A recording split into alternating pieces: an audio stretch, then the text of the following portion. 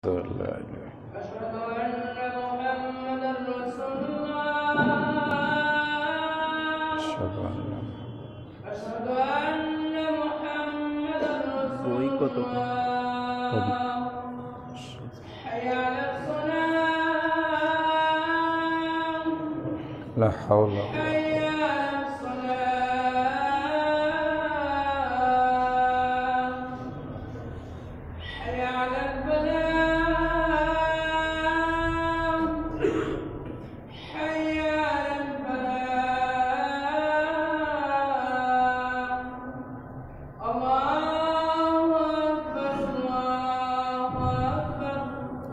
الله أكبر.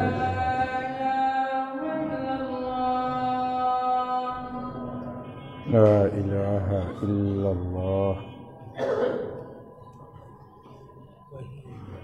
اللهم صل على محمد وعلى آل محمد كما صليت على إبراهيم وعلى آل إبراهيم إنك حميد مجيد. اللهم بارك على محمد كما باركت على إبراهيم وعلى آل إبراهيم.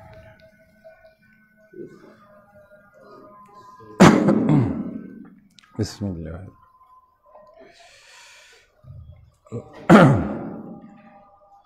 الحمد لله نحمده ونستعينه ونستغفره ونؤمن به ونتوكل عليه ونعوذ بالله من شرور أنفسنا ومن سيئات أعمالنا. من يهده الله فلا مضل له ومن يضلله فلا هادي له. وأشهد أن لا إله إلا الله وأشهد أن محمدا عبده ورسوله أرسله بالحق بشيرا ونذيرا. أما بعد فإن خير الحديث كتاب الله وخير الهدي هدي محمد صلى الله عليه وسلم وشر الأمور محدثاتها وكل محدثة بدعة وكل بدعة ضلالة وكل ضلالة في النار. فأعوذ بالله من الشيطان الرجيم. بسم الله الرحمن الرحيم. كنتم خير أمة أخرجت للناس تأمرون بالمعروف وتنهون عن المنكر وتؤمنون بالله. وقال سبحانه وتعالى إذا نودي للصلاة من يوم الجمعة فاسعوا إلى ذكر الله وذروا البيع. وقال سبحانه وتعالى قل لو كان البحر مدادا لكلمات ربي لنفذ البحر قبل أن تنفذ كلمات ربي ولو جئنا بمثله مددا. وقال سبحانه وتعالى الذين ضل سعيهم في الحياة الدنيا وهم يحسبون أنهم يحسنون صنعا أولئك الذين كفروا بآيات ربهم ولقائه فحبطت أعمالهم فلا نقيم لهم يوم القيامة وزنا. وقال سبحانه وتعالى فمن كان يرجو لقاء ربه فليعمل عملا صالحا ولا يشرك بعبادة ربه أحدا. وعن النبي صلى الله عليه وسلم قال لا يؤمن أحدكم حتى أكون أحب إليه من والده وولده والناس أجمعين. وقال النبي صلى الله عليه وسلم كل أمتي يدخلون الجنة إلا من أبى. قيل ومن يأبى يا رسول الله؟ قال فمن أطاعني فدخل الجنة ومن عصاني فقد أبى. যাবতীয় প্রশংসা সকল অবস্থাতে আল্লাহ সুবহানাহু ওয়া তাআলার জন্য। আলহামদুলিল্লাহ। যে ব্যক্তি আল্লাহ শুকরিয়া আদায় করেন, আল্লাহ সুবহানাহু ওয়া তাআলা তার প্রতি অগণিত আনলিমিটেড নেকি দান করেন। আমরা শুনেছি, আমরা শিখেছি আল্লাহ পাকের বৈশিষ্ট্য হচ্ছে একটি নেকি কাজ করলে আল্লাহ পাক 10 দিয়ে শুরু করেন। আপনি নেকির কাজ করবেন একটি, আল্লাহ পাক দিবেন শুরুতে 10টি, তারপরে 10কে আল্লাহ বাড়াতে থাকবেন 700 পর্যন্ত। তবে দু একটি ইবাদত এরকম আছে যেগুলোর সওয়াবের পরিমাণ বেহিসাবি, আনলিমিটেড। তার মধ্যে একটি হচ্ছে রোজা বা সিয়াম। আল্লাহ নিজে বলেছেন রোজা আমার জন্য, পুরস্কার আমি দেব, কত দিব কি দেব এটা আমার বান্দা কল্পনাও করতে পারবে না। আরেকটি নেকি আমি খুঁজে খুঁজে পেয়েছি, সেটা হলো কেউ যদি খুশি মনে আল্লাহ সুবহানাহু ওয়া তাআলার শুকরিয়া আদায় করে বলে আলহামদুলিল্লাহ, তো এটা মুরব্বীরা বলতে পারবেন। আগের যুগের ধান চাউল বিক্রি হতো এক ধরনের ওই বাঁশের তৈরি খাঁচার মতো দিয়ে, এটা ভরে দিয়ে দিত। এরকম মাপের যন্ত্রপাতি ছিল না। তো আল্লাহ রসুল বলছেন যে ব্যক্তি আলহামদুলিল্লাহ বলবে আল্লাহ তাকে মিজানের পাল্লা ভরে নেকি দিয়ে দিবেন। আচ্ছা, মিজানের পাল্লায় কয়টা নেকি উঠলো? 10টা? তা তো গোনা হয় নাই। 100টা? 1000টা? আরো যদি একটু চিন্তা ভাবনা করা যায়, আল্লাহ সুবহানাহু ওয়া তাআলার মিজানের পাল্লাটার সাইজ কত? ওটার ভিতরে কি সারা পৃথিবী আসমান জমিন উঠায় দিলেই মনে তো হয় যে মিজানের পাল্লা তাও পুরাটা ভরবে না। আল্লাহ সুবহানাহু ওয়া তাআলা সুসংবাদ দিয়েছেন তামলাউল মিজান। এর সঙ্গে যদি কেউ সুবহানাল্লাহ যুক্ত করে বলে আলহামদুলিল্লাহ ওয়া সুবহানাল্লাহ ওয়া সুবহানাল্লাহি ওয়ালহামদুলিল্লাহি, তো আল্লাহ রাসূল আরো সুসংবাদ দিয়েছেন তামলাউ মা বাইনাস সামাই ওয়াল আরজি, আসমান জমিনের মাঝে যে ফাঁকা জায়গাটা আছে এটা ভরে তাকে নেকি দিয়ে দেওয়া। এখানে কয়টা নেকি নেই? 10টা, 20টা, 50টা না। আসলে বিষয়টা কি? সেটা হচ্ছে বান্দা যখন আল্লাহর প্রতি সন্তুষ্টি প্রকাশ করে, প্রশংসা জ্ঞাপন করে, এটা বান্দার একটা স্যাটিসফ্যাকশন, বান্দার সন্তুষ্টি। আল্লাহ আমাকে তুমি যে হালতে রেখেছো, যে অবস্থায় রেখেছো, আমি হ্যাপি, হ্যাঁ আমি খুব খুশি। তুমি আজকে আমাকে যা খাওয়িয়েছো তাতে আমি সন্তুষ্ট। এই কথাটা শুনে বান্দার উপরে আল্লাহ এত সন্তুষ্ট হয়ে যান যে বান্দা ধারণাই করতে পারে না আল্লাহ সুবহানাহু ওয়া তাআলা কি পরিমাণ তাকে পুরস্কার দান করেন। সুবহান। আল্লাহর কাছে প্রিয় 4টি শব্দ সুবহানাল্লাহি ওয়ালহামদুলিল্লাহি ওয়ালা ইলাহা ইল্লাল্লাহু। 4 নম্বর হচ্ছে আল্লাহু আকবার। দুটোর কথা শুনলাম, আর দুটোর কথা শোনা আছে, জানা আছে, তারপরেও মাঝে মাঝে শুনতে হয়। কেন? শুনলে অন্তর আত্মাটি পুনর্জীবিত হয়। আলা বিযিকিরিল্লাহি তাতমাইন্নুল কুলুব। আমার হাতে একটা মোবাইল আছে, মোবাইলের ভিতরে একটা ব্যাটারি আছে। এটা আমরা খুব সহজে বুঝি, চার্জ কমে যায়। কখনো কখনো চার্জ কমতে কমতে একেবারে শেষ পর্যায়ে আসে। তখন আবার যারা একটু বুদ্ধিশুদ্ধিওয়ালা মানুষ, মানে চালাক চতুর, তারা বলে একবারে খালি হয়ে যাওয়াটা ভালো না, তাহলে ওইটা বাতিল হয়ে যেতে পারে। কিছু চার্জ থাকতেই আবার চার্জারে লাগাইতে হয়, চার্জ দিতে হয়। তো আমাদের অবস্থাটাও অনেকটা তাই। সাহাবায়ে আজমাইনদের মধ্যে সর্বশ্রেষ্ঠ আল্লাহ রসুলের প্রিয় সাহাবী ছিলেন আবু বকর রাদিয়াল্লাহু তাআলা আনহু, সঙ্গে ছিলেন ওমর বিন খাত্তাব রাদিয়াল্লাহু তাআলা আনহু সহ জালিলুল কদর সাহাবায়ে কেরাম।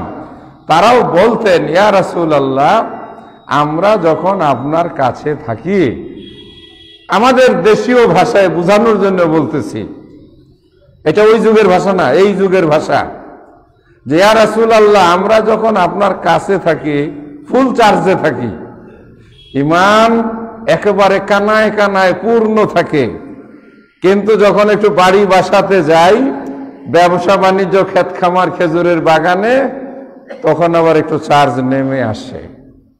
আলহামদুলিল্লাহ, আল্লাহ তাআলা দেখেন আমাদের জন্য জুমার নামাজের ব্যবস্থা করে দিয়েছেন। এই যে খুতবাটা, এটাও কিন্তু সাপ্তাহিক। ইমানে একটু চার্জ দিয়ে নিয়ে যাওয়া। বাক্য চারটে আমরা জানি, সুবহানাল্লাহ বললে সওয়াব হয়, আলহামদুলিল্লাহ বললে সওয়াব হয়, আল্লাহু আকবার বললে সওয়াব হয়, লা ইলাহা ইল্লাল্লাহ বললে কি হয়, জান্নাত পাওয়া যায়। কিন্তু গত এক সপ্তাহে ওই রকম ভাবে বলি নাই, এই জন্য আমরা একটু মাঝে মাঝে শুনাই। আল্লাহর কাছে আসমান জমিনের চাইতে বেশি দামি, বেশি প্রিয় যে কথাটি, সেটি হলো আল্লাহু আকবার। এই জন্য মুয়াজ্জিন আল্লাহু আকবার বলে, ইমাম সাহেব নামাজে দাঁড়াই আল্লাহু আকবার বলে, বেশি বেশি করে আল্লাহু আকবার বললে আল্লাহ বড় খুশি হন। আর যদি কেউ ঈমানান ওয়া ইয়াকিনান, অন্তরের গভীর থেকে বিশ্বাসের সাথে বলে লা ইলাহা ইল্লাল্লাহ, তো আল্লাহ তাকে এই কথা শুনে জান্নাতটাই দিয়ে দেয়। কোন তো দেখি কি এক আশ্চর্য ব্যাপার! হ্যাঁ, আপনি মন প্রাণ দিয়ে বিশ্বাসের সাথে, ইয়াকিনের সাথে আপনি যখন একবার উচ্চারণ করবেন, আল্লাহকে হাজির নাজির মনে করে, অন্তরের অন্তঃস্থল থেকে কওলু লা ইলাহা ইল্লাল্লাহ, আর উপরে থেকে আল্লাহ আপনার জন্য আওয়াজ দিয়ে সংবাদ পাঠিয়ে দেন জমিনে, বান্দা তোর আল্লাহ কালেমা তাওহীদ লা ইলাহা ইল্লাল্লাহ বলার সাথে সাথে, কালেমায়ে তাইয়্যিবা বলার সাথে সাথে তোর জন্য জান্নাত আমি বরাদ্দ করে দিলাম। হ্যাঁ, এই কথাগুলো আমরা বলবো, কারণ আল্লাহ সুবহানাহু ওয়া তাআলার কাছে সবচেয়ে প্রিয় এই কথাগুলো। সম্মানিত উপস্থিতি, আল্লাহ পাক আমাদেরকে হেদায়েত দান করেছেন। এর জন্য যদি আমরা সারাদিন আল্লাহর দরবারে সেজদায় পড়ে শুকরিয়া আদায় করি, শুকরিয়া আদায় করে শেষ করা যাবে না। কেন? পিতা নবী ছিলেন, ছেলেটা একটু ডান পিঠে ছিল, বাপের কথা শুনতো না। সর্বশেষ পিতা আল্লাহর কাছে দরখাস্ত দিয়েছিল, আল্লাহ গো, শত হইলেও তো আমার ছেলে না, রক্তের সম্পর্ক, তো মায়া লাগে, তুমি একটু হেদায়েত দিয়ে দাও না। আল্লাহ বলেন, ও হবে না, আমি যাকে হেদায়েত দেই সে হেদায়েত পায়। নৌকাটা পানিতে ভাসতে লাগলো, বাবার অন্তর কেঁপে উঠলো, বড় মায়ার কণ্ঠে বললেন, এসে পড়ো আমার নৌকায়। ছেলেটাও বড় ঘাড় তেরা, বলল, সাআবিলাল জিবাল, আমি পাহাড়ে উঠে যাব। সে বলল, ইয়াসিমুনিল জিবাল, পাহাড় আমাকে বাঁচাবে। বাবা বয়স্ক মানুষ, অভিজ্ঞতা সম্পন্ন মানুষ, বলেন, লা আসিমাল ইয়াউমা মিন আমরিল্লাহ, বাজবে না বেটা, বাজবে না, চলে আসো। আসমান থেকে ডাক দিয়া বললেন, চুপ, ওটা তোমার ছেলেই না। যে আমি আল্লাহকে চিনলো না আর তুমি নবীকে বাবা বলে বিশ্বাস করলো না, ওকে তোমার নৌকায় উঠানোরই দরকার নাই, ডুবে মরল। আল্লাহ আমাদেরকে যৌবন বয়সেই হেদায়েত দান করেছেন, আলহামদুলিল্লাহ। আরেকজন তো বাবার জন্য আইরে কান্নাকাটি করলো, আল্লাহ গো, আমার বাপটাকে হেদায়েত দিয়ে দাও। হেদায়েত তো হইলই না, কুফুরি অবস্থায় মারা গেল। আর তিনি ওই কবরের পাশে দাঁড়ায় দাঁড়ায় কাঁদতে লাগলেন। আল্লাহ বললেন, এই তুমি আর কবরে দাঁড়াবো না, ওটা বেঈমান ছিল। কি বেঈমানি করেছে? ছেলে নবী হয়ে মানুষকে দাওয়াত দিয়েছে, তোমরা আল্লাহকে আল্লাহ বলে বিশ্বাস করো, ওয়ালা তুশরিকু বিহি শাইয়া, তার সঙ্গে শিরিক করো না, ওয়া তা'বুদুহু, একমাত্র তারই ইবাদত করো, তাকে ছাড়া অন্য কাউকে ডেকো না। বরং মূর্তি পূজা করার সময় গিয়ে বলছেন আইফকান আলিহা, এই মিথ্যা মিথ্যা পাথর দিয়ে বানানো মূর্তি পূজা করো। তোমাদের মাথায় কি কিছু বুদ্ধিও নাই? ছেলে মূর্তি পূজার বিরোধী, কুফুরির বিরোধী, শিরিকের বিরোধী, আর বাপ নিজেই মূর্তি বানায়। হেদায়েত হলো না, জাহান্নামের আগুনে জ্বলছে। আর তিনি কেঁদে কেঁদে দোয়া করেছিলেন, আমার বাপকে মাফ করে দাও। আল্লাহ নিষেধ করলেন, সাবধান, আর ওর কবরের পাশে দাঁড়াবে না। তিনিও ছিলেন জালিলুল কদর একজন নবী। এক নবী নূহ আলাইহিস সালাতু ওয়াস সালাম ছেলেকে হেদায়েতে আনতে পারে নাই, ছেলের নাম হলো কেনান। আরেক নবী ইব্রাহিম আলাইহিস সালাতু ওয়াস সালাম, বাবার নাম আজর, বাবাকে আনতে পারে নাই হেদায়েতের দিকে। আরেকজন হলেন রাহমাতুল লিল আলামিন মুহাম্মাদুর রাসূলুল্লাহ সাল্লাল্লাহু আলাইহি ওয়াসাল্লাম। কানে কানে গিয়ে বললেন, চাচাজি আমাকে শুনিয়ে বলেন, যাতে করে আমি আল্লাহর কাছে আপনাকে ওই বিপদের দিন ছুটিয়ে নিয়ে যেতে পারি, আপনাকে মুক্ত করতে পারি। চাচাজি বলবেন ভাবলেন, কিন্তু তকদিরে লেখা ছিল না, যার ফলশ্রুতিতে আর কালেমাটা পড়া হলো না। সর্বশেষ জাহান্নামী হতে হলো। একেবারে সবচাইতে হালকা পানিশমেন্ট, দুটো আগুনের জোতা পরিয়ে দেওয়া হবে। দ্বিতীয় সর্বশেষ জনকে আমাদের নবী মুহাম্মদুর রাসূলুল্লাহ সাল্লাল্লাহু আলাইহি ওয়াসাল্লাম, চাচাজিকে, যে চাচাজি বাবার অবর্তমানে সব ভালোবাসা আদর দিয়ে ভাতিজাকে লালন পালন করেছেন, সব বিপদকে যিনি মোকাবিলা করেছেন, সেই চাচা আবু তালেবের ভাগ্যে মহানবী, বিশ্বনবী, রাসূল, কিন্তু আল্লাহ পাক তার চাচার ভাগ্যে ইসলাম রাখে নাই। আমরা কত বড় সৌভাগ্যবান ভেবে দেখেছেন কখনো? আমাদের বাপ তো কেউ নবী না, কার বাবা এখানে নবী না, তারপরে আল্লাহ পাক আমাদেরকে কি দিয়েছেন? হেদায়েত দিয়েছেন। সহজে যে জিনিস পাওয়া যায় সেই জিনিসের কদর কম থাকে। আর সেই কারণেই বিলাল রাদিয়াল্লাহু তাআলা আনহু কঠিন পরিস্থিতিতে পড়েছিলেন, লা ইলাহা ইল্লাল্লাহ। পরীক্ষা দিতে হয়েছিল, জীবনের মর্মান্তিক বিপজ্জনক অবস্থার মধ্য দিয়ে বুকের উপরে পাথর চাপা দিয়ে প্রচন্ড উত্তপ্ত রোদে যখন ফেলে রাখত, মুখ দিয়ে কথাও বের হতো না। কালেমার দৃঢ়তা ছিল, আল্লাহকে ছাড়া কাউকে বিশ্বাস করে নাই। আমরা সহজে সহজে মুসলিম, বাবার ঘরে জন্ম নেওয়া মুসলমান, আল্লাহর দয়ার প্রতি আমরা অকৃতজ্ঞ।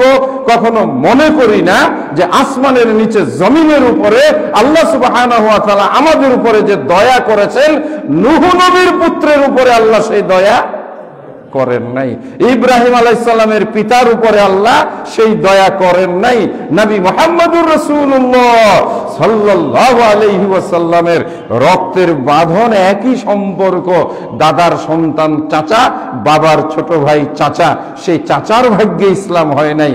আমরা অটোমেটিক পেয়ে গেছি বলে আমরা যখন খুশি শিরক করি, বেদাত করি, মন চাইলে নামাজ পড়ি, মন না চাইলে নামাজ পড়ি না। তার কারণ হলো সস্তায় যদি কিছু পাওয়া যায়, যে দাদায় কষ্ট করে বিল্ডিংটা বানাইছে ওই দাদার বিল্ডিং এর প্রতি যত্ন বেশি। যে নাতিয়ে সহজে পেয়ে গেছে, ও নাতির কাছে বিল্ডিং এর কোন জায়গায় ভেঙে পড়তেছে তার কোনো খবর থাকে না। সম্মানিত সুধীবৃন্দ, কয়েকটি আয়াত তেলাওয়াত করেছে খুতবা দেওয়ার জন্য। আজকে ওই আয়াতগুলো নিয়ে একটু কথা বলবো বর্তমান প্রেক্ষাপটকে কেন্দ্র করে। সম্ভবত আমি 2.5 বছর আগে জুলাই মাসে কোনো একটি সময় একটি খুতবা এসেছিলাম। তারপরে দীর্ঘ করোনা কাল গেল 2 বছর, নিজেরও ব্যস্ততা, অসুস্থতার কারণে আপনাদের সাথে হয়তোবা ওইভাবে আর দ্বিতীয়বার আসার সুযোগ হয়ে ওঠেনি। আল্লাহর দরবারে শুকরিয়া আদায় করছি, আজকে আপনাদের এই সুন্দর পরিবেশে মাশাআল্লাহ আল্লাহ কবুল করেছেন, তৌফিক দিয়েছেন। মসজিদ জমিনের বুকে সর্বশ্রেষ্ঠ উত্তম ঠিকানা, উত্তম জায়গা, যেখানে মুমিনের অন্তর প্রশান্তিতে পরিতৃপ্ত হয়ে যায়। আলহামদুলিল্লাহ। অবিশ্বাস হচ্ছে? পরীক্ষা করেন না, নিজের ঘরেও অশান্তি লাগে। হাজব্যান্ড ওয়াইফের মধ্যেও তো ঝগড়া হয়, ছেলে এবং বাবার মধ্যে কথা কাটাকাটি হয় না? হ্যাঁ, একটাই ঠিকানা, অজু করে মসজিদে এসে 2 রাকাত সালাতে আদা দাঁড়িয়ে গেলে, আল্লাহ সুবহানাহু ওয়া তাআলার সঙ্গে সম্পর্ক তৈরি হয়ে গেলে মনের কষ্ট, মনের ভার, মনের দুঃখ বেদনা মুহূর্তের মধ্যেই বিলুপ্ত হয়ে যায়। আলহামদুলিল্লাহ। এই জন্য প্রিয় নবী মুহাম্মদুর রাসূলুল্লাহ সাল্লাল্লাহু আলাইহি ওয়াসাল্লাম বলেন, ইমানদারের বৈশিষ্ট্য হলো, জান্নাতি মানুষের পরিচয় হলো, আল্লাহর প্রিয় বান্দার পরিচয় হলো, মসজিদ থেকে বাইরে বেরিয়ে যাওয়ার পরে আবার মসজিদে আসার জন্য তার অন্তর বেকুল থাকে। হাদিসের ভাষাটি এরকম, ওয়া রাজুলুন কলবুহু মুআল্লাকুন বিল মাসাজিদ। ওই ব্যক্তি, যেই ব্যক্তির অন্তরটা মসজিদের সঙ্গে বাঁধা থাকে, যেই ব্যক্তির অন্তরটা মসজিদে আসার জন্য বেকুল থাকে, এই রকম ব্যক্তিকে আল্লাহ পাক কিয়ামতের দিন তার স্পেশাল ছায়ার নিচে জায়গা দান করবেন। সাভার বাজার নামাপাড়ায় আপনারা যে মাশাআল্লাহ অতি অত্যাধুনিক এবং অতীব একেবারে সেই সৌন্দর্য মণ্ডিত মসজিদ তৈরি করেছেন, পুরস্কার বরাদ্দ হয়ে আছে। যে ব্যক্তি মসজিদ বানায়, আল্লাহ তো তার জন্য জান্নাতে ঘর বানিয়ে রেখে দেন। যে ঘর আপনাদের জন্য তৈরি করে রাখা আছে, আপনারা শুধু চোখ বন্ধ করবেন আর ওই ঘরে খালি চলে যাবেন। আলহামদুলিল্লাহ। একটু সতর্ক থাকতে হবে, আর কিছু না, একটু সতর্ক থাকতে হবে। যেমন ধরেন, এই আজকের রাত 12টার সময় কিছু ঘটনা ঘটবে, ইতিমধ্যে আমার মোবাইলে বেশ কিছু চলে এসেছে। এইটাই হইল বেঁচে থাকার বিষয়। আমার দৃঢ় বিশ্বাস, আমাদের কাজটাও হলো আপনাদেরকে একটু সচেতন করা, একটু সতর্ক করা। যেমন ধরেন, আজকে আপনি বন্ধু বান্ধবদের কাউকে একটা মেসেজ পাঠিয়ে দিলেন, শর্ট মেসেজ, যেটাকে SMS বলা হয়, শুভ নববর্ষ। এই তুমি কে? তুমি শুভ বলো নববর্ষকে, এই পাওয়ার তোমাকে কে দিছে? আমার বলে কি, ধুয়ে যাক, মুছে যাক। মানে আজকে পর্যন্ত 31শে ডিসেম্বর এই পর্যন্ত যা কিছু পাপ হয়েছে, যা কিছু 2 নম্বরিপনা করছে, অপরের জায়গা দখল করছে, জাল দলিল করছে, হ্যাঁ, খারিজ পর্চা টাকা দিয়া নিজের নামে বানাইয়া ভালো একটা জায়গা নিয়ে নিছে, এ আবার মেসেজ পাঠায়, ধুয়ে যাক, মুছে যাক অতীতের গ্লানি, মানে পাপ। এই বেটা, তুমি কে? হ্যাঁ, কদ্দুর তুমি মানুষ? তুমি বলতেছো ধুয়ে যাক, মুছে যাক সব পাপ, তাহলে তুমি পাপ মাফ করিয়া? তুমি তো ইতিমধ্যে নিজেই বড় পাপী হয়ে গেছো। তুমি মসজিদ বানাইছিলা, আমি তো একটু আগে দেখলাম তোমার জন্য একটা স্বর্ণ নির্মিত ঘর জান্নাতের ভিতরে, কিন্তু আজকে তোমার এই মেসেজ দেওয়ার পরে তো ফেরেশতারা শক্ত তালা লাগাইতেছে। আল্লাহ বলবেন, তালা বন্ধ করো, ওর জন্য ঘর হয়েছে কিন্তু দরজা খোলা হবে না, কারণ ও আজকে কাফের হয়ে গেছে, ও মুশরিক হয়ে গেছে। আমাদের কাজ হলো আপনাদেরকে একটু সতর্ক করা। আপনি কি শখে শখে কাউকে আজকে একটা মেসেজ দিয়ে পাঠিয়ে দিছেন, শুভ নববর্ষ, নববর্ষ বয়ে আনুক তোমার জীবনে সুখ, শান্তি, সমৃদ্ধি? খুব কমন কথা, খুব কমন কথা, তাই না? এটা আবার একটা ব্যাপার হলো, বন্ধুকে একটা মেসেজ দিলাম, 2022 সাল শুরু হচ্ছে 2022, এই জন্য আমি একটু লিখে দিলাম 2022 সাল তোমার জীবনে শান্তি বয়ে নিয়ে আসুক। ওই বেটা, তুমি নিজে ব্যাককল, তোমার 14 গোষ্ঠী ব্যাককল। নববর্ষ কি কারোর জন্য শান্তি নিয়ে আসতে পারে? হ্যাঁ, আবার বলে কি, শান্তি বয়ে নিয়ে আসুক, সমৃদ্ধি বয়ে নিয়ে আসুক। সমৃদ্ধির আরবি হলো বারাকা, বরকত। তোমার জন্য বরকত সম্পদ দিবে কি 2022 সাল? ওই 22 সালের কি কোনো ভান্ডার আছে? আমরা এভাবেই ছোট ছোট কথার মাধ্যমে, ছোট ছোট আচরণের মাধ্যমে কি করে ফেলাই? শিরক গুনাহ করে ফেলাই। বরকত দেওয়ার মালিক আমরা কালেমা পড়েছি, লা ইলাহা ইল্লাল্লাহ, আল্লাহ ছাড়া নাই, আল্লাহ ছাড়া নাই, কেউ নাই। বরকত দেওয়ার মালিক, সম্পদ দেওয়ার মালিক, শান্তি দেওয়ার মালিক, কোনো কিছুই দেওয়ার মালিক আমার আল্লাহকে ছাড়া দ্বিতীয় কেউ নাই। তাহলে আমি এই বিশ্বাসী মানুষটা সর্বনাশটা যে করে ফেললাম, এই এই এই আগামীকালকের নতুন বছরের প্রথম দিনে বন্ধুকে একটা মেসেজ পাঠাইয়া আমি কত বড় গুনাহটা করলাম, যেই গুনাহটা আল্লাহ সুবহানাহু ওয়া তাআলা বরদাস্ত করেন না। আল্লাহ বলবেন, খিরে তুই নামাপাড়া আহলে হাদিস জামে মসজিদে জুমার নামাজ আদায় করলে সেখানে বললি ইয়্যাকা না'বুদু ওয়া ইয়্যাকা নাস্তাঈন, এমন কি কোন মুসল্লি আমাদের সঙ্গে আছেন যিনি এই আয়াতটি, এই দোয়াটি, এই চাওয়াটি আল্লাহর কাছে আজকে বলবেন না? এটা বলার জন্যই তো কিছুক্ষণ আগে 2 রাকাত পড়েছি, 2 বার বলেছি ইয়্যাকা না'বুদু, কেবলমাত্র শুধুমাত্র কেবলমাত্র শুধুমাত্র আমি তোমার ইবাদত করি, আর কারো ইবাদত করি না, আর কারো কাছে কখনো কোন অবস্থাতেই নাস্তাঈন, আমি সাহায্য চাই না। তো আপনি যে নববর্ষের কাছে সাহায্য চাইলেন, দোয়া করবেন আগামী বছরটা যেন ভালো হয়, কি বলে ও দোয়া চায় আগামী বছরের কাছে, ও মেসেজ পাঠায় 22 সালটা যেন আপনার জীবনে সুখময় হয়। তো তুমি কি নিজে এখন সুখ বিতরণ করো নাকি? আল্লাহ বলেন তাবারাকাল্লাযী বিয়াদিহিল মুলক ওয়া হুয়া আলা কুল্লি শাইইন কাদির।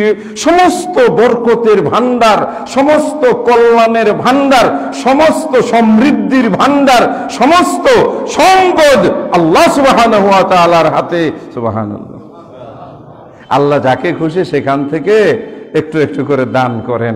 বল নবী, আপনি বলুন আল্লাহুম্মা, এইভাবে বলুন, হে আল্লাহ মালিকাল মুলকে, তুমি হলে সমস্ত রাজত্বের মালিক, যাকে খুশি তুমি রাজত্ব দাও, যার কাছ থেকে খুশি তুমি রাজত্ব ছিনিয়ে নাও। ওয়া তানজিউল মুলকা মিম্মান তাশা ওয়া তুইজ্জু মান তাশা ওয়া তুযিল্লু মান তাশা, যাকে খুশি তুমি মর্যাদা দাও, সম্মানিত করো, অথবা যাকে খুশি তুমি লাঞ্ছিত করো।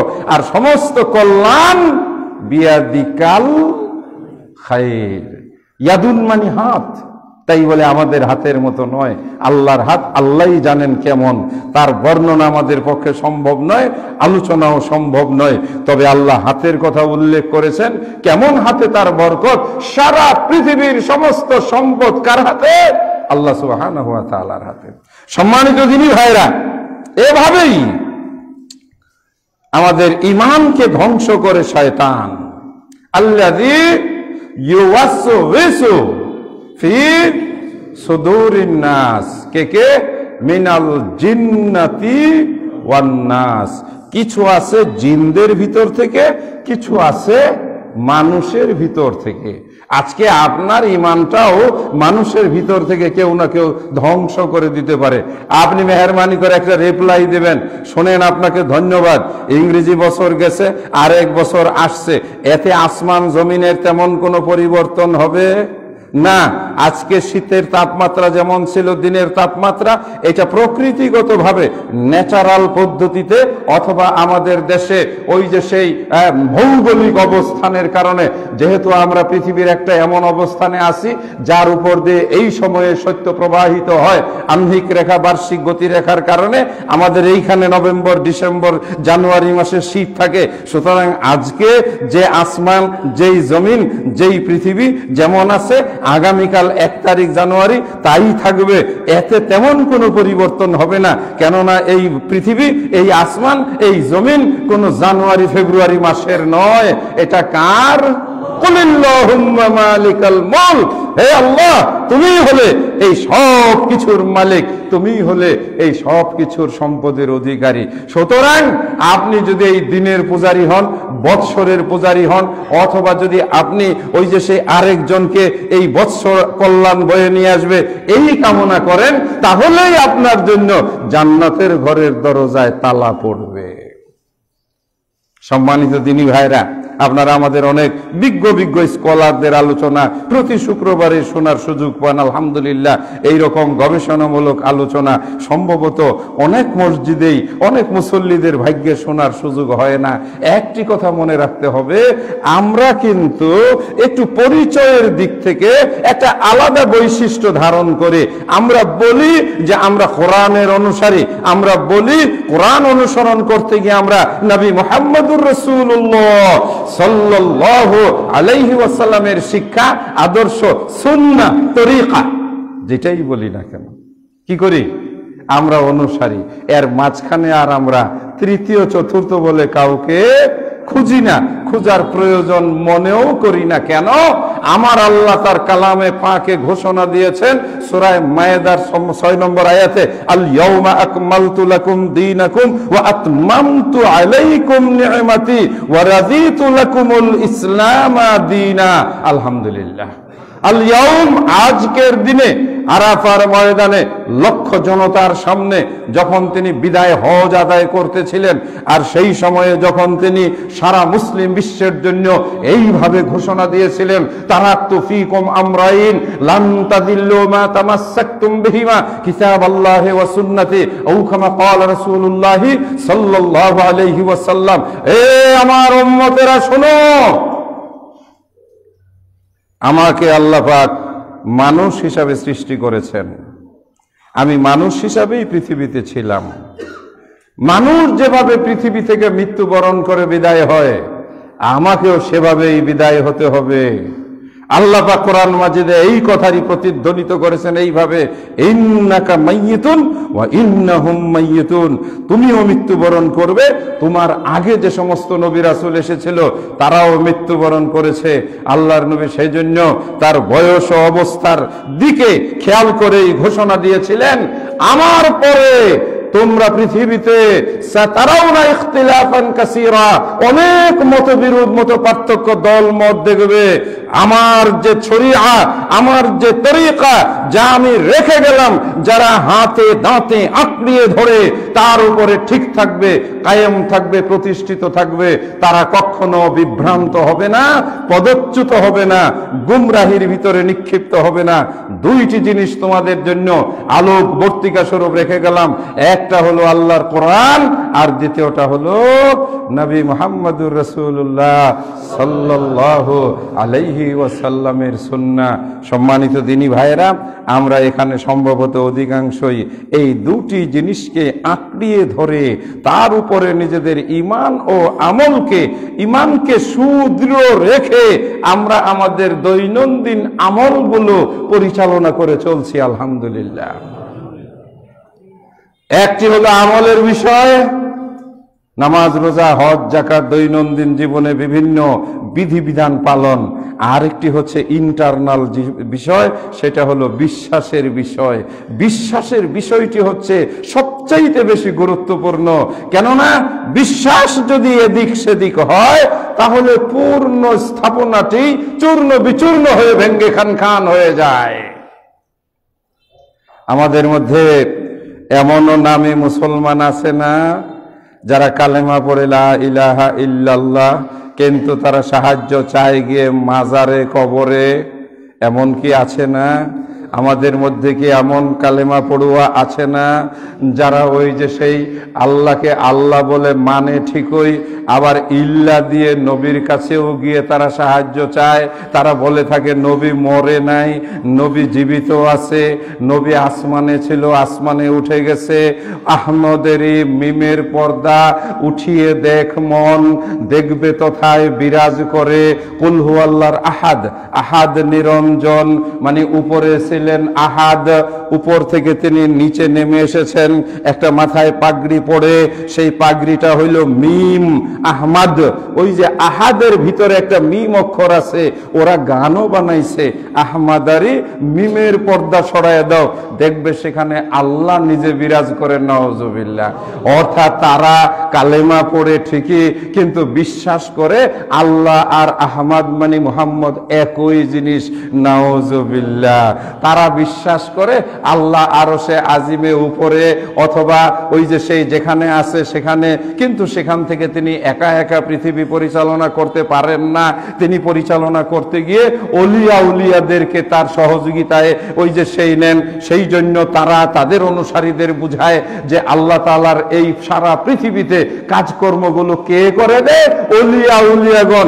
এই অলিয়া উলিয়াগণ আল্লাহর কাজ করার জন্য প্রতি বৃহস্পতিবারের রাতে আফ্রিকার জঙ্গলে বসে একটা মিটিংও করে। আমাদের বাংলাদেশ থেকেও একজন ওখানে যাইতেন, ওনার উপাধি ছিল কুতুব।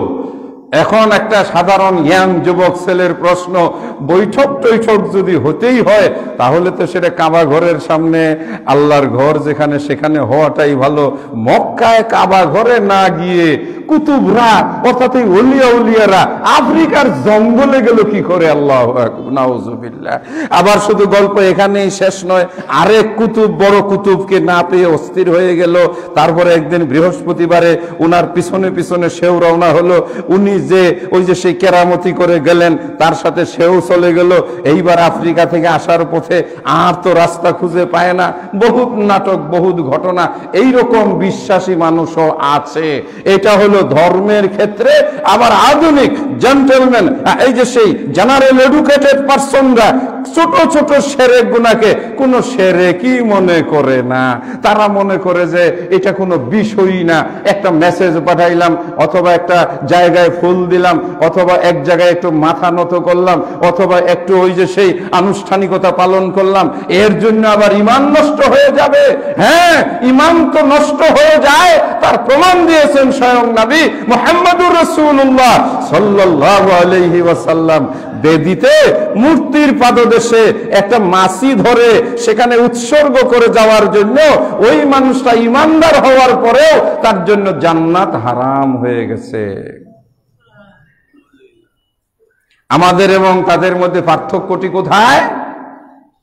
আমরা ইসলামকে কমপ্লিট কোড অফ লাইফ, ইসলামকে আমরা পরিপূর্ণ জীবন ব্যবস্থা হিসাবে আল্লাহর উপরে তাওয়াক্কুল, ভরসা এবং নবী মুহাম্মদুর রাসূলুল্লাহ সাল্লাল্লাহু আলাইহি ওয়াসাল্লামের শিক্ষা থেকে জেনেছি এর ভিতরে এক অক্ষরও বাড়ানোর সুযোগ নাই, এখান থেকে এক অক্ষর কমানোরও সুযোগ নাই।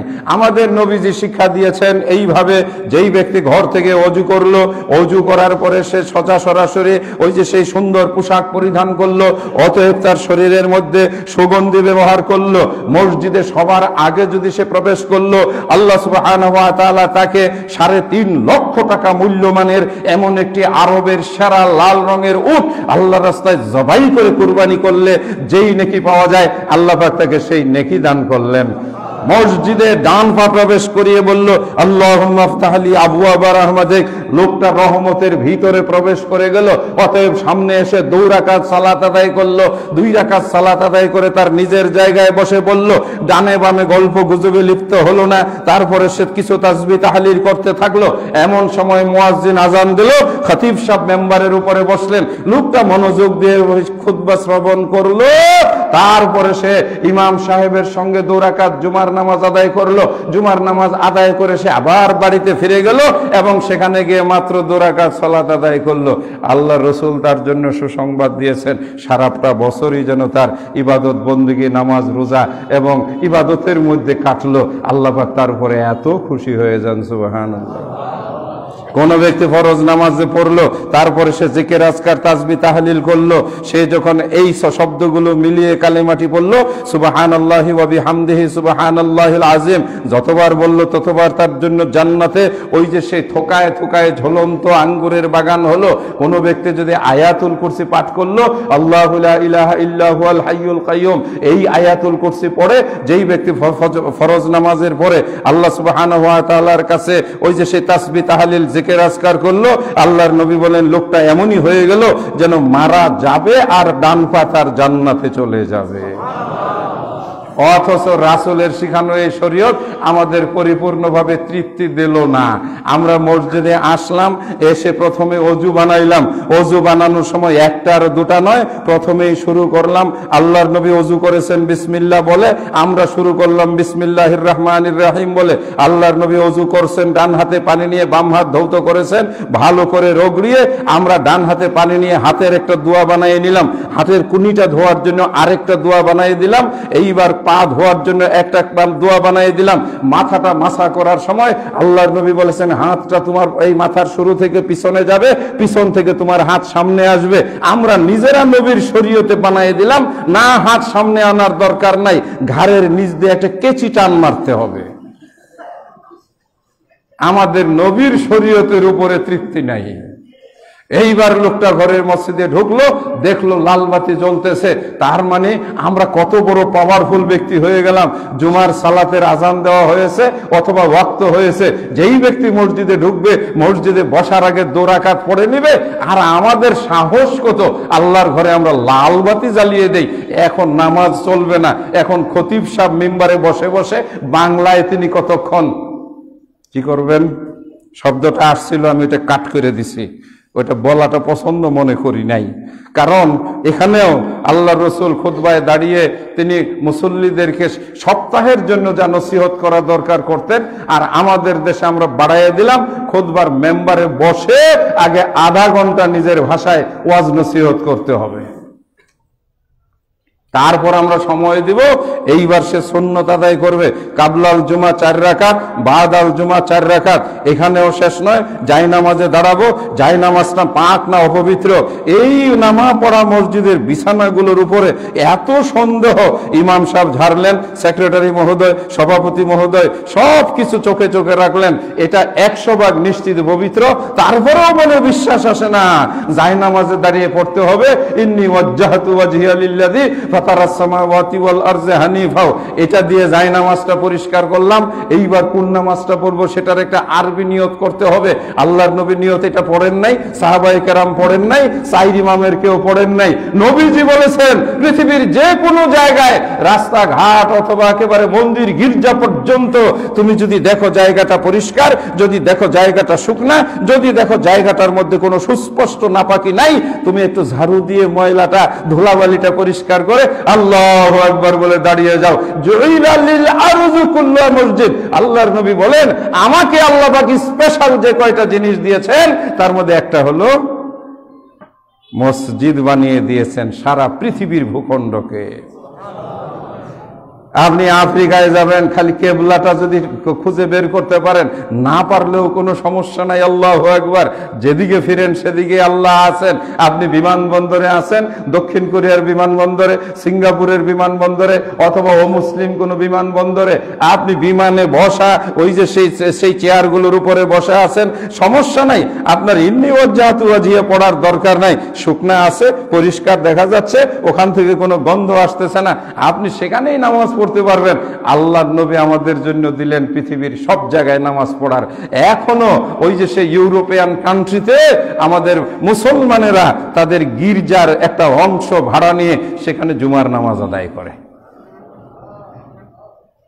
আর আমাদের দেশে মসজিদে আসার পরেও ওই নামাজের জায়গা পাক করে নিতে হয়। কি দিয়া পাক করা হয়? মেডিসিনটার নাম কি? ইন্নী ওয়াজ্জাহতু ওয়াজহিয়া লিল্লাযী ফাতারাস সামাওয়াতি ওয়াল আরযি হানিফাও। সম্মানিত সুধীবৃন্দ, আমি শুরু করেছি যে আল্লাহ পাক আমাদেরকে কিন্তু সহজে না চাইতেই কোনো কষ্ট ত্যাগ স্বীকার করতে হয় নাই, আমাদের আব্বা আম্মাকে আল্লাহর কাছে কান্নাকাটি করতে হয় নাই, এভাবেই কিন্তু আল্লাহ পাক পছন্দ করে আমাদেরকে মুসলমান বানিয়ে দিয়েছেন। বলেন কথা ঠিক না বেঠিক?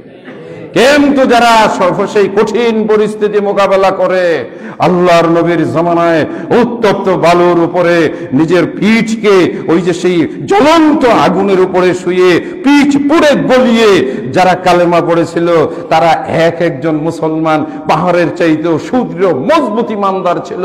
তারা কখনো কোনো ব্যক্তির কাছে, কোনো মানুষের কাছে মাথা নত করে নাই, কোনো দিবসের কাছে, কোনো দিনের কাছে কোনো কিছু তারা চায় নাই। এখন তো আমাদের দিবসের অভাব নাই। সম্মানিত সুধীবৃন্দ, যুবক ভাইয়ের আমার, আমরা আস্তে আস্তে একদিকে রাসূলের শিক্ষা, রাসূলের আদর্শ ছেড়ে দিয়েছি। যখন কোনো পাত্র শূন্য হয়, শূন্য পাত্রে অন্য কিছু প্রবেশ করে, যেমন একটা কুয়াতে যদি পানি থাকে তাহলে সেই কুয়াতে অক্সিজেন থাকে। কুয়ার যদি সব পানি বের করে ফেলানো হয় তাহলে অক্সিজেনের পরিবর্তে সেখানে দূষিত, জীবন ধ্বংসকারী কার্বন ডাই অক্সাইড গ্যাস জমা হয়, যার কারণে পানি শূন্য কুয়ার ভিতরে কেউ যদি নামে তাহলে নির্ঘাত তার মৃত্যু হয়, সে সেন্সলেস হয়ে যায়। একদিকে আমরা নবীর শিক্ষা, নবীর আদর্শ, রাসূলের সহি তরিকাকে বিসর্জন দিয়েছি, আর পাশাপাশি আমাদের জীবনে চলে এসেছে ওই যে সুন্নাহ বিবর্জিত, রাসূলের শিক্ষা বিবর্জিত আমাদের জীবনে এইবার কোন জিনিস এসে প্রবেশ করেছে? যুবকদের ভিতরে এসেছে পাশ্চাত্য সভ্যতা, অপসংস্কৃতি, গান বাজনা, অশ্লীলতা।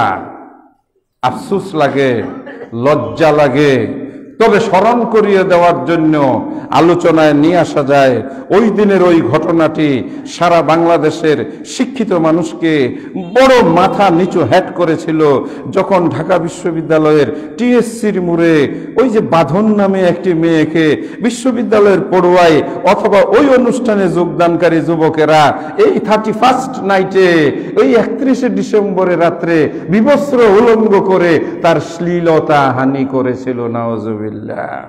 আজকের রাত এরকম একটি ভয়ঙ্কর সময়। আমাদের বিত্তবান ঢাকার শহরের উচ্চবিত্ত এলাকাগুলোতে রাতে হরেন বাজবে, সাইরেন বাজবে, মাদক দ্রব্য পান করে মাতলামি করবে। পুলিশ থেকে ঘোষণা দেওয়া হয়েছে রাত্রে 12টার আগে 10টার পরে কোনো প্রাইভেট কার নিয়ে, মোটর সাইকেল নিয়ে ঘোরাফেরা যাবে না। ওই যে 300 ফুটের একটা রাস্তা হয়েছে, ওখানে নীলা মার্কেট নামে একটা মার্কেট আছে, অথবা আশেপাশে আপনাদের আশুলিয়া এলাকা আছে যেখানে ফাঁকা জায়গা, সেখানেই দেখা যাবে এই 31st নাইটে আমাদেরই যুবকেরা, আমাদেরই সন্তানেরা তারা কোথায় গিয়ে কি করবে আমরা হয়তো খবরই রাখবো না। কই নূহ নবীর মতো তো অন্তত পক্ষে কিছুটা হলেও হৃদয়ে রক্তক্ষরণটা তো হওয়া দরকার। হে আল্লাহ, আমার ছেলে আশুলিয়াতে এই রাত 12টায় গেছে, 31st নাইট ডিসেম্বর, অথবা ওই যে সেই 2022 সালকে বরণ করার জন্য নাচবে, গাইবে, হুইস্কি খাবে, মদ খাবে, নেশা করবে, আর মেয়ে নিয়ে, নারী নিয়ে অশ্লীলতা বেহায়াপনার ভিতরে লিপ্ত হবে। এটা কি মুসলমানদের, এটা কি মুসলিম যুবকদের কোন চরিত্র হতে পারে? সম্মানিত দিনী ভাইরা, 2.5 বছর পরে এসে বক্তব্যটি একটি বিন্দুতে কেন্দ্রীভূত হওয়ার কারণটাও আমি স্পষ্ট করে বলছি, কারণ আজকে যে সময় এবং দিনক্ষণ আমাকে এখানে বেঁধে ফেলেছে, আর এজন্য আমি কি আমাদের যুবকদেরকে একটু সচেতন করব না? আমাদের মুরব্বীরা একদিকে চলে গেছে নবীর সুন্নাহ, নবীর তরিকা ছেড়ে কোথায়? মাজারের দিকে, কবরের দিকে, হ্যাঁ, উরসের দিকে। হতে পারে এই 31st নাইট অথবা ওই যে সেই নববর্ষের এই সুযোগে অনেকে মাজারে গরু টরও নিয়ে যাইতে পারে, গিয়া হয়তো বলতে পারে বাবা খাজা মাইনে আ গিয়া মেরে গরু কো কবুল করলো, আমার গরুটা লও যাতে 2022 সালে আমার গার্মেন্টসে লাভটা বেশি হয়। যায় যায়, হাসবেন না, হাসবেন না। এটাই হলো আমাদের দেশের দুর্বল তথা শিরিক বিদাতে আক্রান্ত অসুস্থ ইমানদারদের পরিচয়। বাবা গেছে মাজারে গরু নিয়া, খাসি নিয়া, খিচুড়ি নিয়া। বাবা 2021 সাল খুব সুবিধা হয় নাই, করোনা টরোনা গেছে, কিছু ক্ষতিগ্রস্ত হয়ে গেছে। বাবা 2022 সালটা একটু সাইজ করে দাও যাতে করে আমার ওই গার্মেন্টস দুইটা মোটামুটি ভাবে লাভের আমরা মুখ দেখতে পারি। বাবা গেছে ওই দিকে, ছেলে গেছে আশুলিয়া না হয়তো নীলা মার্কেটে গাড়ি নিয়া, 1 বস্তা ইয়াবার ট্যাবলেট নিয়া, আবার সাথে এখন মাশাআল্লাহ বুঝেনি তো ওইগুলি পাওয়াও এখন সহজ, হাত বাড়াইলেই পাওয়া যায়। মুড়ি মক্কার মতো বর্তমান আমাদের মেয়েগুলো, আমাদের মেয়ে কন্যারা আজকে এমন বেপরোয়া হয়ে গেছে, টিকটক ভিডিও অথবা এই যে মোবাইলের মাধ্যমে যোগাযোগ করে দেখবেন প্রত্যেকটা মোটর সাইকেলের পিছনে উদ্ভট পোশাক পরিধান করে আমাদেরই মেয়েগুলো, আমাদের বাচ্চাগুলো ওদের পিছনে পিছনে ঘুরছে। আমি আজকের জুমায় আপনাদের কাছে জিজ্ঞেস করতে চাই, ওই মেয়েগুলোর কি বাবা নেই? ওই মেয়েগুলোর কি গার্জিয়ান নেই? আপনি কোথায়? আপনি কিসের মুসলমান? আপনি ভাবছেন যে আপনি জুমার নামাজ পড়বেন, আপনি পীর সাহেবের পিছনে পিছনে ঘুরবেন, আর আপনার মেয়ে যা খুশি করে বেড়াবে, আপনার ছেলে যা খুশি করে বেড়াবে, আর বিনিময়ে আপনি জান্নাত পেয়ে যাবেন। সম্মানিত যুবক ভাইরা, একজন যুবক যদি আজকের এই খুতবাটি শুনে রাতের পরিকল্পনাটি তিনি বাতিল করেন, আমরা বলবো আজকের এই জুমাটি আল্লাহ সুবহানাহু ওয়া তাআলা কবুল করেছেন, আমরা সফল হয়েছি। আমি আপনাদেরকে অনুরোধ জানাই, এটা মুসলমানদের কালচার নয়। দিন আসবে, দিন যাবে। হ্যাঁ, ইংরেজি নববর্ষ, ইংরেজি বর্ষ জানুয়ারি ফেব্রুয়ারি, এটা এখন আমাদের কর্মময় জীবনে, চাকুরির জীবনে, পড়াশোনার জীবনে, হিসাব রাখার জীবনে, এটাতে আমরা এখন অভ্যস্ত হয়ে পড়েছি। দূষণীয় নয়, কিন্তু সেটাকে নিয়ে উৎসব করব, গান বাজনা করব, অথবা সেটাকে বরণ করব, অথবা সেটার কাছ থেকে কল্যাণ কামনা করব, এটা মুসলমানের ইমানের সঙ্গে একসাথে চলে না, চলে না। আল্লাহ আমাদেরকে হেফাজত করুন, বলি আল্লাহুম্মা আমিন। সম্মানিত যুবক ভাইরা, আপনারা অন্য যুবকদেরকে বুঝাবেন, we are Muslim, we believe to almighty Allah. আমাদের ভাগ্যের যা কিছু কল্যাণ দেওয়ার মালিক আল্লাহ। আগামীকালকের ওই 1 তারিখ রাত 12টার সময় আমি পটকা ফুজিয়ে রংবাজি করে, অথবা হুইস্কির বোতল খুলে, অথবা গান বাজনা মোটর সাইকেল নিয়ে ওই যে হুইসেল দিয়ে দিন বরণ করলে আমার আগামী বছর ভালো যাবে না। বরং তুমি এইটুকু বিশ্বাস রাখো, আজকে যে মোটর সাইকেল নিয়ে দিন বরণ করতে গেছো, আগামীকাল মোটর সাইকেলটা নিয়ে হঠাৎ ট্রাকের নিচেও ঢুকে যেতে পারো। তখন তোমাকে 1 জানুয়ারি 1 তারিখ ওই ট্রাকের চাকার নিচের থেকে টেনে বের করবে না। আজকে তুমি বেহায়াপনা অশ্লীলতা করে ওই রাতের অনুষ্ঠান করতে গেছো, আগামীকাল তোমার জীবনে এর চাইতে বড় গজব বিপদ আসতে পারে। আজকের মুসলিম সমাজে কথা প্রসঙ্গে কথাটি আসে, বিয়ে শাদীতে বিভিন্ন প্রকারের এত বেশি সীমা লঙ্ঘন করা হয়। মেয়ের বাড়িতে, কনের বাড়িতে গায়ে হলুদ থেকে নিয়ে এত আনুষ্ঠানিকতা করা হয়, আর ছেলের বাবারা এত বাহাদুরি, এত বড় লোকই, এত বড় মেজবানি করেন, কোটি কোটি টাকা খরচ করে ফেলেন একটা বিয়ের অনুষ্ঠানে। সেখানে মূল যে দোয়া, রাসূলের শেখানো খুতবা, ইয়া আইয়ুহাল্লাযীনা আমানু তাকুল্লাহ, হে আল্লাহর বান্দারা আল্লাহকে ভয় করো। ইয়া আইয়ুহান নাসু তাকু রাব্বাকুমুল্লাযী খালাকাকুম মিন নাফসিন ওয়াহিদা, ওই আল্লাহকে ভয় করো যিনি তোমাকে এক জীবন থেকে সৃষ্টি করেছেন। হে আল্লাহর বান্দা, ওই যে তুমি সেই আল্লাহকে ভয় করো। ওয়াত্তাকুল্লাহাল্লাযী তাসাআলুনা বিহি ওয়াল আরহাম, যিনি তোমাকে এই জরায়ু সম্পর্কে জিজ্ঞাসা করবেন। ইয়া আইয়ুহাল্লাযীনা আমানু তাকুল্লাহ ওয়া কুলু কওলান সাদীদা, মিষ্টি ভাষা ব্যবহার করো, সুন্দর আচরণ করো, ভদ্র মানুষ হও। এই অংশটুকু বড় লোকদের বিয়েতে খুঁজে পাওয়া যায় না।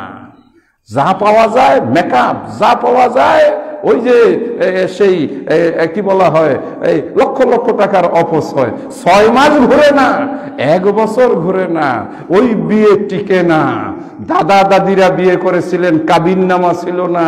দাদা দাদিরা বিয়ে করেছিলেন, গান বাজনা ছিল না।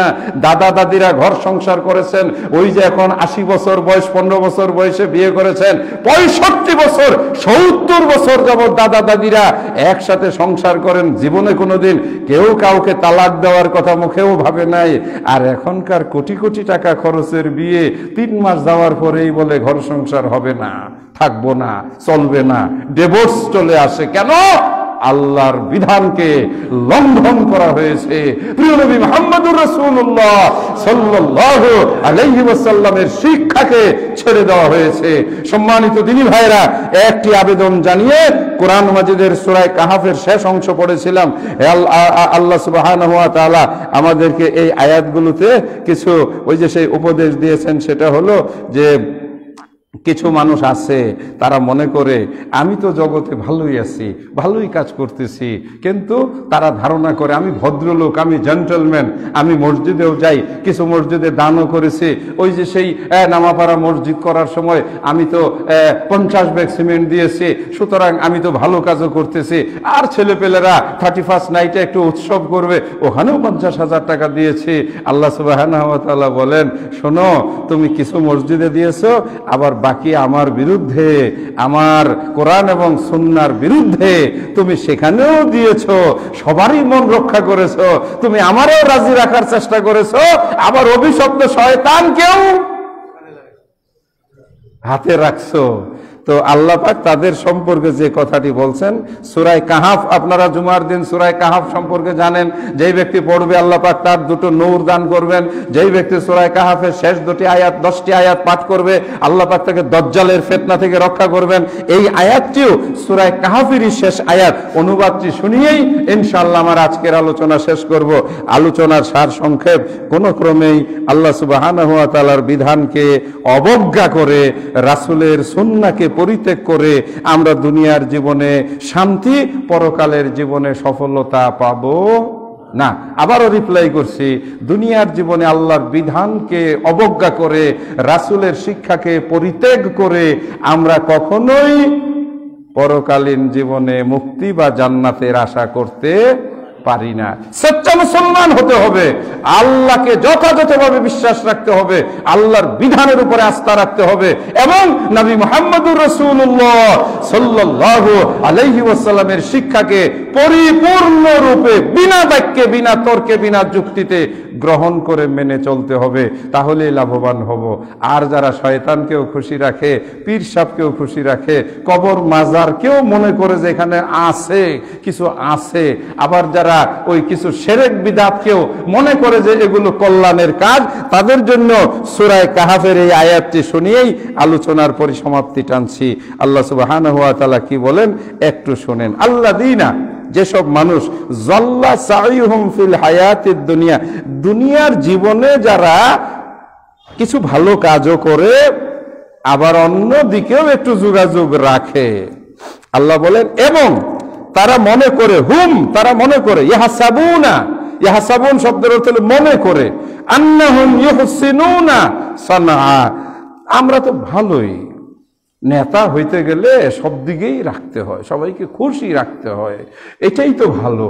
আল্লাহ পাক তাদের সম্পর্কে কি বলছেন শুনুন, উলাইকাল্লাযীনা কাফারু, আসলে এরা প্রকৃতপক্ষে আমার আয়াতকেই পরিপূর্ণরূপে বিশ্বাস করে না এবং একদিন আমার সঙ্গে তাদের সাক্ষাৎ হবে এটাও তারা বিশ্বাস করে না। আমি আল্লাহ তাদেরকে জানিয়ে দিচ্ছি, ফালা নুকিমু লাহুম ইয়াউমাল কিয়ামাতি ওয়াজনা, আমি কিয়ামতের দিন তাদের নেকিগুলো কোনো মিজানের পাল্লাতেই তুলব না।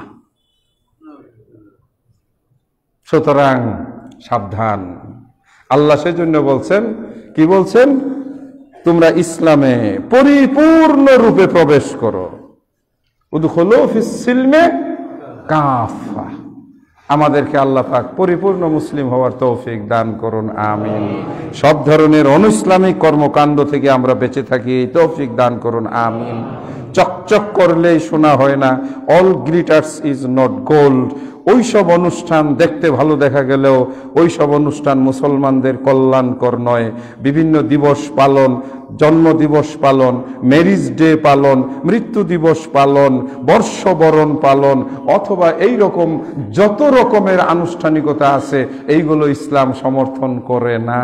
সুতরাং যেই ব্যক্তি ওইগুলোকে ভালোবাসবে, ওইগুলোতে জড়িয়ে যাবে, তার দ্বারা শিরিক, কুফর এবং বিদআতের মতো পাপ হবে, আর এই পাপগুলো করে কেউ মুক্তি পাবে না।